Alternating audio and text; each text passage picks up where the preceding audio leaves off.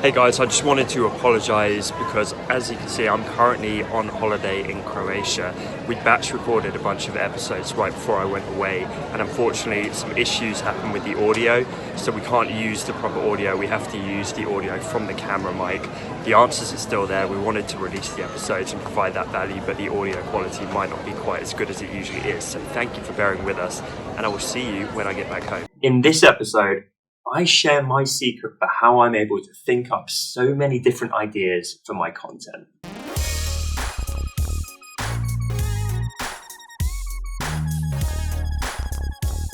Welcome to episode 53 of the Honest Entrepreneur Show. My name's Tom Ross, and let's get right into it.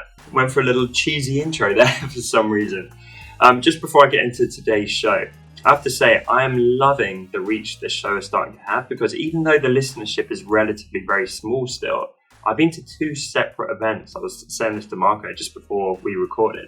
Two separate events, one in London and one in Nottingham, completely disconnected and not even entirely in my space. And on both occasions, an individual came up to me and was like, hey, are you Tom? I listened to the show. And it's really humbling, to be honest. That stuff is always nice at conferences or wherever you are.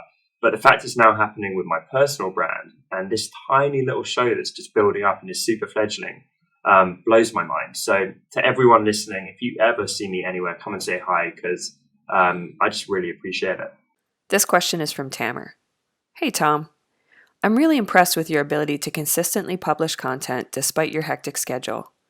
How do you keep up content ideas and maintain this consistency, despite how unpredictable your schedule can be sometimes? Hey Tamer, first of all, I love you, man. For anyone who doesn't know Tamer, he's one of my favorite people in the world. He's an outstanding member of this community. He is the man that sent me my dream guitar, so I will never forget that. I don't know if we can ping that up on the YouTube video or something, a picture of that. That blew my mind to this day. So I want to try and give Tamer the best possible answer because he is the man. So Tamer, hopefully some of my recent content has kind of answered this for you. But I did talk recently about how I kind of delegate and scale out, and I work with Marco and Rachel, and that allows me to sit and record for an hour or two, but then publish a video show and audio podcast 7 days a week. So go and check out that episode if you haven't yet. But otherwise, in terms of thinking of content ideas, there's a couple of things. So one is, you'll notice in the format of this show, I actually get them from you guys. So I'm not always trying to reinvent the wheel. I'm a huge believer in actually listening to your community and what they want. So I love the Q&A format for that purpose.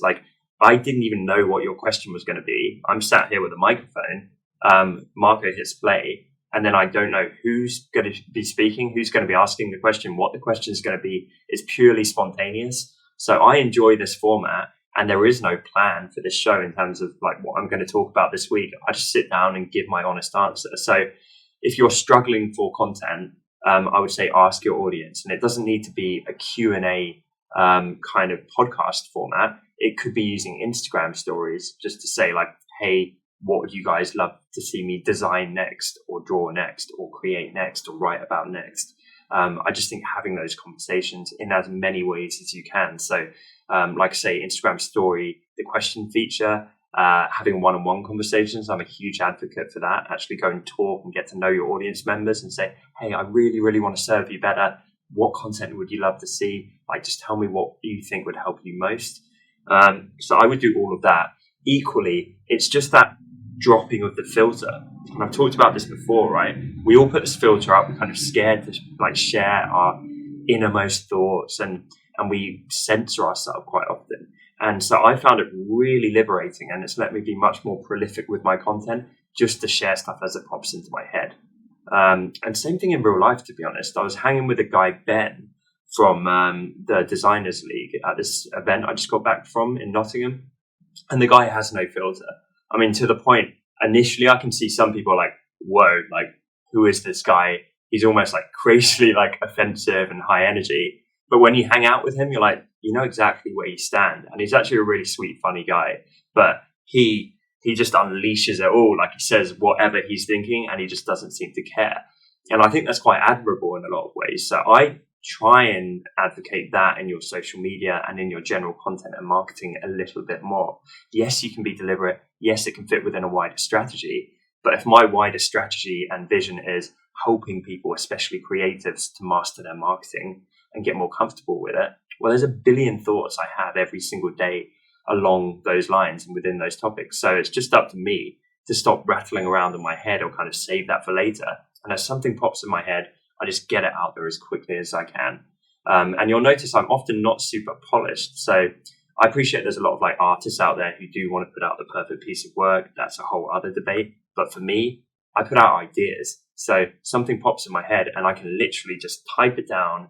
I can share it as a tweet and screen capture that and repost it. I could put it on the notes file on my phone and do the same thing, or put it as an Instagram story and download that and share that image, or some video, just go and record myself and give the idea in real time.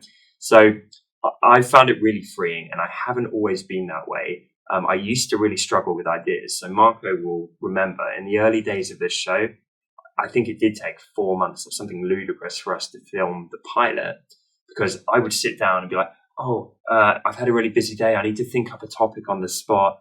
I'd be kind of fumbling around with that. I'd want everything to be perfect. And now I just don't care as much. I'm just like, yeah, this is kind of on my mind, so I'm just going to share it. And like, it's my truth. I think I know what I'm talking about. Maybe I'll make a mistake. Maybe I won't. I don't care. I'm just going to put it out there. So that lets you move faster, and that lets you be more prolific with an absolute giant volume of content ideas. If you're struggling with that currently. So good luck, man. I hope that helps. And I hope everyone listening and watching at home got a little bit of strategy there for how I do this. Question of the day. How often do you struggle to think of content ideas? And let's be honest in the comments, guys. I want to truly know your answer. Thank you so much for watching this episode. I appreciate you guys so much. I'm really enjoying the YouTube show.